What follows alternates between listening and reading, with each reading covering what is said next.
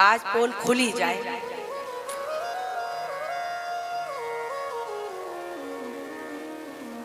कल तो हमने रोक दिया था, पर आज ठाकुर जी ने किया सबके सामने पोल खोल ही दो।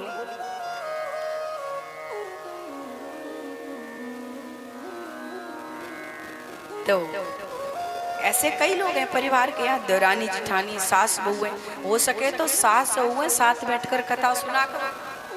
अब बहुओं को तो लाती नहीं हो। देखो सही कह रही हूँ, बहुओं को तो लाओगी नहीं। वैसे तो बहुएं भी नहीं आती हैं, बहुएं कौन सी कम है, उन्हें कौन सी फुर्सत रखी है, पर प्रयास तो कर लो। देखो फायदा बता रही हूँ मैं तो, बाद बाकी आपकी घर की जो परिस्थिति हो फायदा बता रही हूँ। साथ में अभी लाती नहीं हो। अब यहाँ कोई अच्छा आपको प्रसंग सुनने को मिला, ज्ञानवर्धक कोई बात मिल गई, अब घर में जाके अगर वो बात कहोगी तो कहेंगे अच्छा बड़ी भगतानी बन गई है, ये भां की कथा वहीं छोड़ के आया करो, यहाँ मत आया करो। और अगर वो साथ आई है और सुन रही है, तो जब अपने मतलब के चलेंगे ना, तो वो सास की ओर देखेगी और सास बहू की ओर देखेगी और कहेगी बात तो ठीक है, अब ऐसे ही रहेगी। बहू ने सुन ली बात, पर साथ में सुनी, तो इनके लिए जोरदार तालियां बजाओ। अब साथ में सुनी तो आज कहाँ है, तो आज कहाँ है? अच्छा 3 दिन से कमर में दर्द है, आज तो तीसरा दिन हो गया। देखो मैया मैं तो प्रत्यक्षम किम प्रमाणम, मैं प्रमाण के साथ बात करती हूँ। मैं कैसे जानूं आपने बहुत सुनी है, एक दिन तो ले आती मैया, काय को ताले बंद करके आती है। वैसे तो आजकल बहुएं बंद करती हैं, सास कहाँ कर पाती है। मुझे कोई गवाह नहीं चाहिए, मुझे तो ठाकुर जी के दरबार में जो दिख रहा है वही तो है। आज नहीं तो कल से लाना, कल से लाना। प्रयास करो। मेरे कहने का तात्पर्य है घर के काम आगे पीछे मिलके कर लो, आगे पीछे कर लो। पर अगर घर में 2 मेंबर 4 मेंबर हो तो प्रयास करो, संभव हो सके तो मिलकर के कथा सुनो। और अगर नहीं आ पाए तो उन्हें बोलो घर में कथा सुने, ये कथा लाइव भी चल रही है।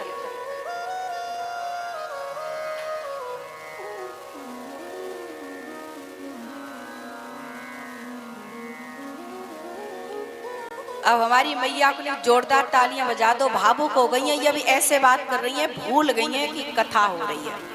इन्हें लग रहा है जैसे घर में बैठी बात कर रही हो, मैं भूल गई। बोलो प्रेम से राधे राधे। भोली मैया है, क्या करो, बोलो प्यार से और एक बार बोलो।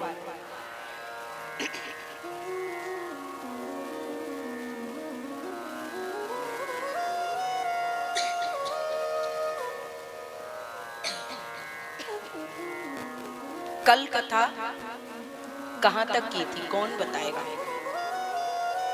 है किसी को याद? क्यों जी मीनू जी, कल कथा कहां पर थी?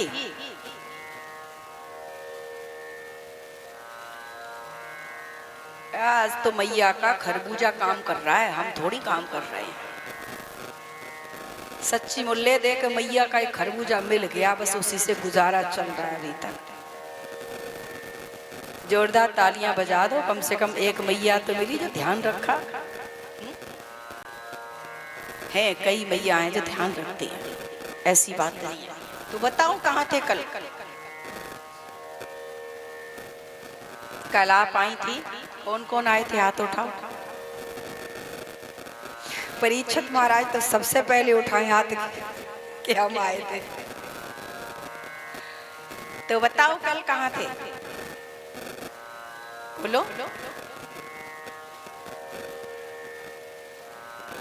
अब याद करो, हम लास्ट में पूछेंगे, ठीक है? आगे बढ़ते हैं, आज वैसे ही विलंब है। आज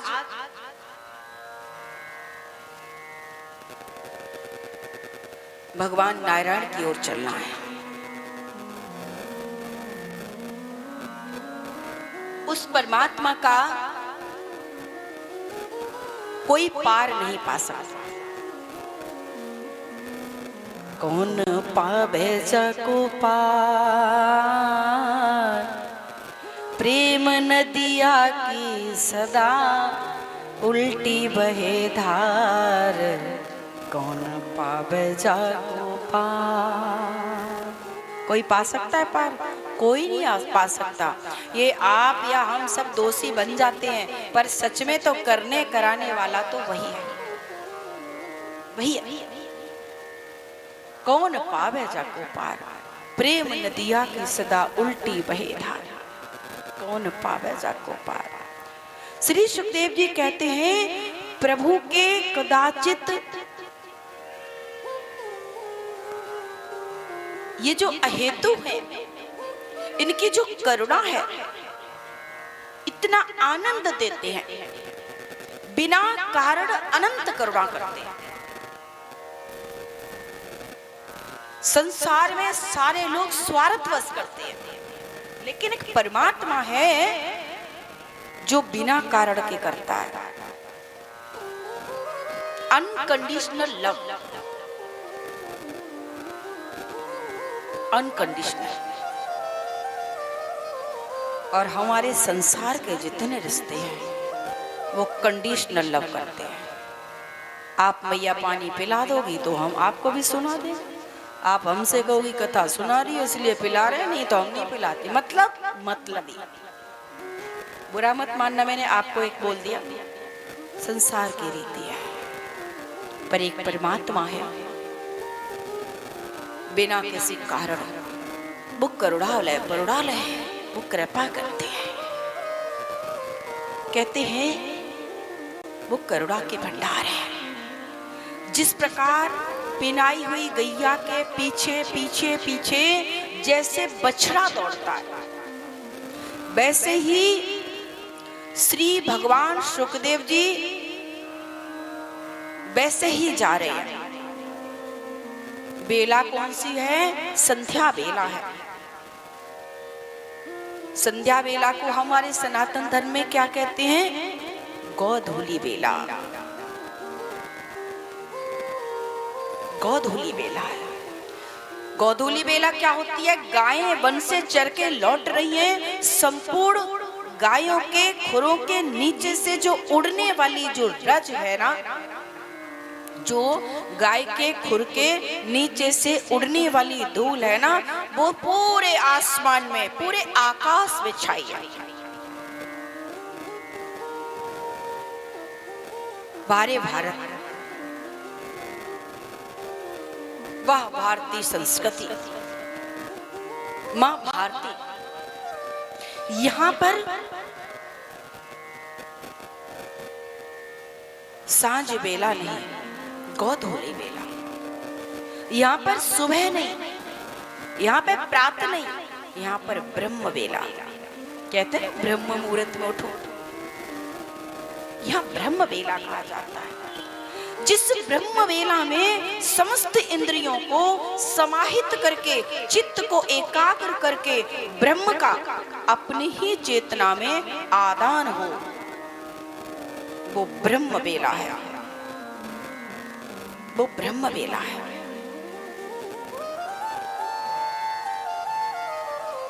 मध्याह्न बेला, और ये और क्या कह दिया? ये क्या? ये तो गोधूली बेला। गौ माताएं आज लौट रही हैं अपने अपने गोष्ठों में, और उनके पीछे पीछे चलने वालों का जो ग्वाल वाल है ना, उनके पीछे चलने वालों की जो ग्वालों की जो बंसी है, जो बंसी की धुन है, चारों तरफ से दिशाओं को झंकृत करती है, झंकृत कर रही है। मीठे मीठे स्वर आ रहे हैं। गौ माता मुग्ध हो रही है, आंखों से अश्रु धारा बह रही है। वारे भारत की क्या तस्वीर है साहब। उस बंसी की धुन सुन करके गौ माता की आंखों से अश्रु बह रहे हैं। कैसा स्वर है ये, कैसा स्पर्श है ये, कैसी सुगंध है। ये हमारे अतीत भारत का, हमारे सुंदर भारत की ये खूबसूरती है। आप ही दर्शन करो माताओं, इस सुंदर भारत की तस्वीर है। और आपने कल सुना कि वही गोधूली बेला में पिता के पास, पिता के आश्रम के द्वार पर खड़े होकर के श्री सुखदेव जी ने कहा, पिताजी मैं भागवत श्रवण करना चाहता हूँ। आपने सुना कल, मैं भागवत श्रवण करना चाहता हूँ। ध्यान मग्न श्री व्यास जी की ध्यान अवस्था टूटी और दौड़े गए पुत्र को देख करके सुखदेव जी से मिलन हो रहा है। और ये आज व्यास जी और सुखदेव जी का मिलन नहीं है,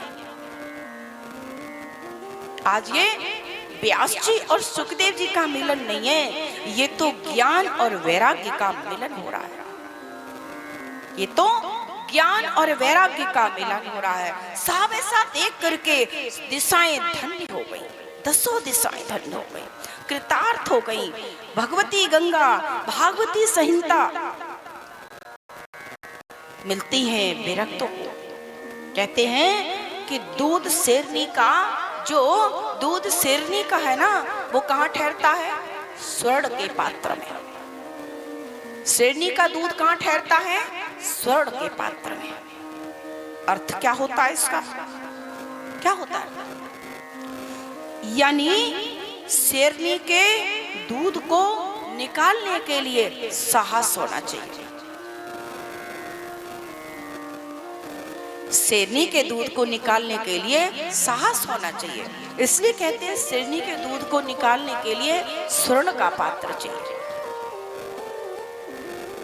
नाम तो शेर शेरनी के लेने से रूह कांप जाए। अब बताओ दूध निकाल कौन सकता है? कौन निकाल सकता है? पर अगर शेरनी का ही कोई बेटा बेटी हो तो वो दूध निकाल लेगा आसानी से। कई बार आप सोचते हो, अरे हमारे दोस्त नहीं बनते, उसके बड़े दोस्त हैं। भैया आपका जो लेवल है उस लेवल में जब कोई आएगा तभी तो दोस्त बन पाएगा, नहीं तो भाग जाएगा, भाग जाएगा, ठहरेगा नहीं। शेरनी के दूध को निकालने के लिए स्वर्ण का पात्र चाहिए, अर्थात साहस चाहिए।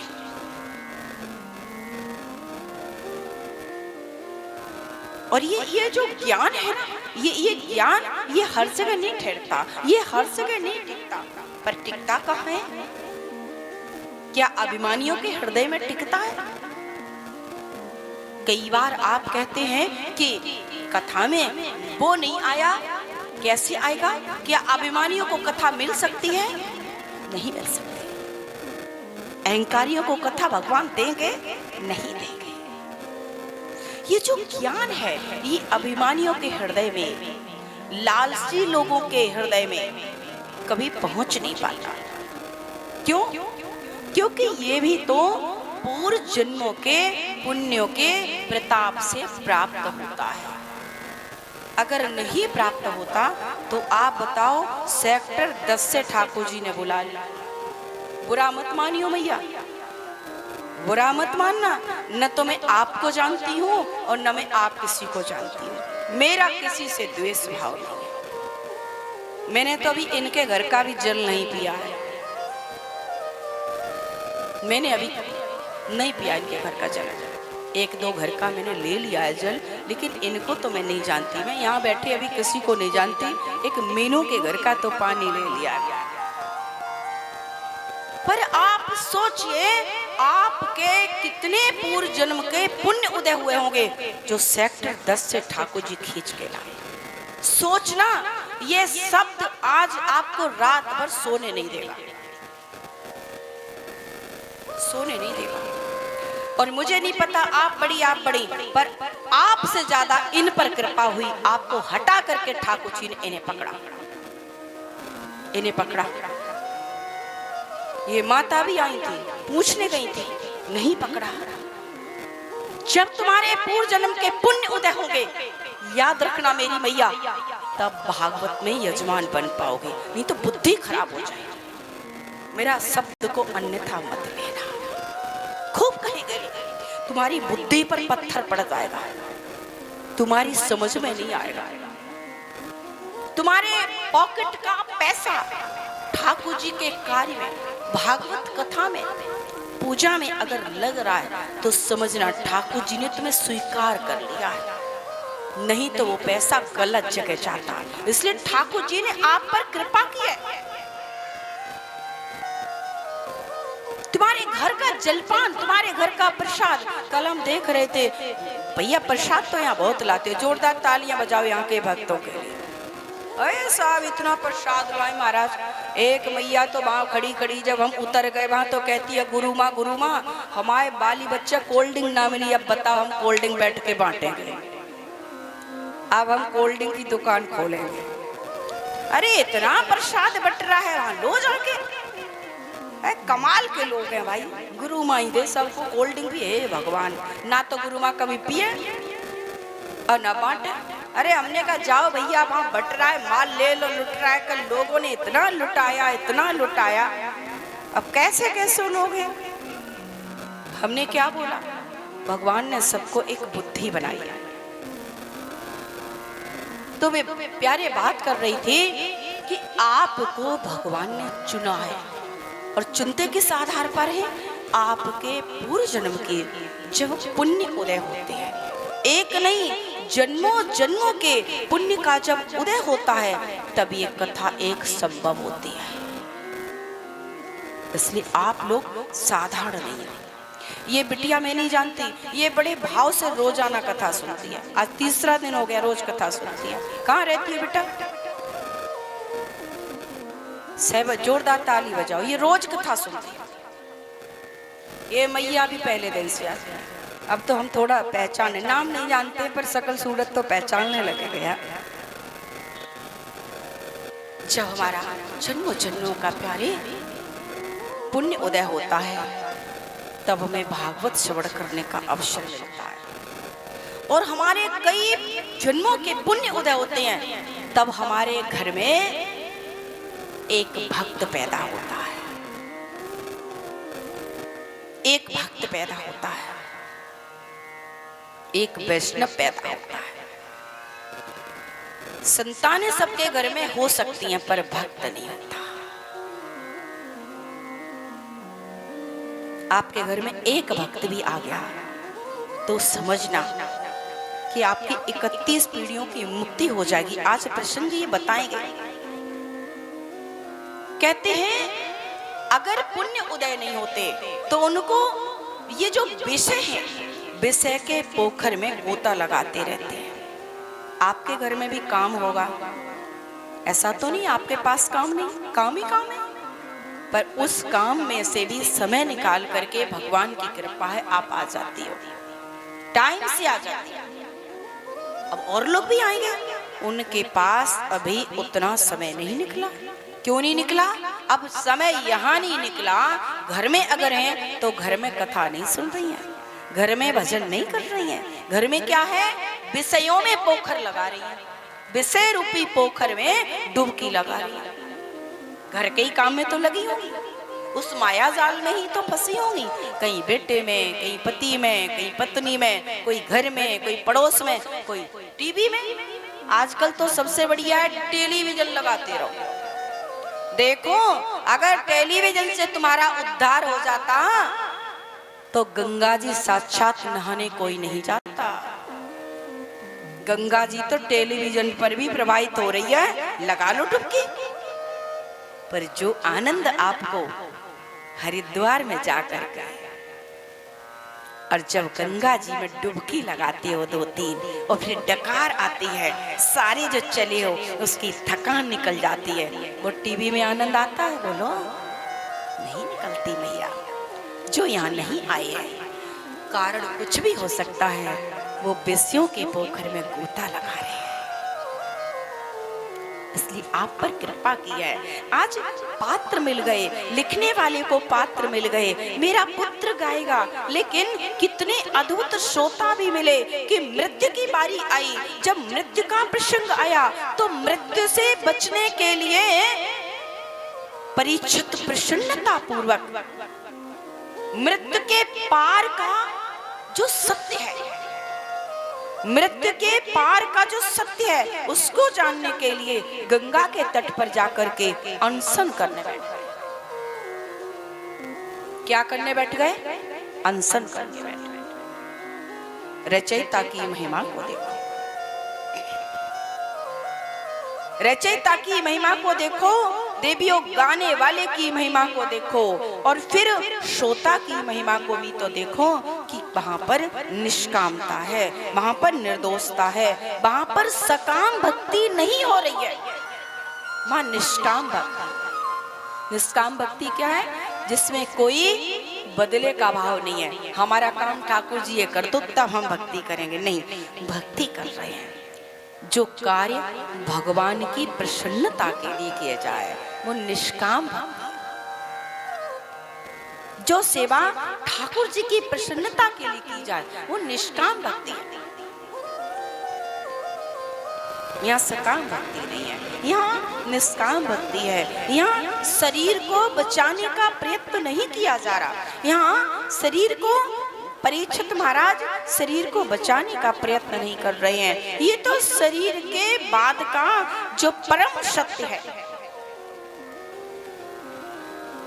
शरीर के बाद का जो परम सत्य है उसको जानने का प्रयत्न हो रहा है।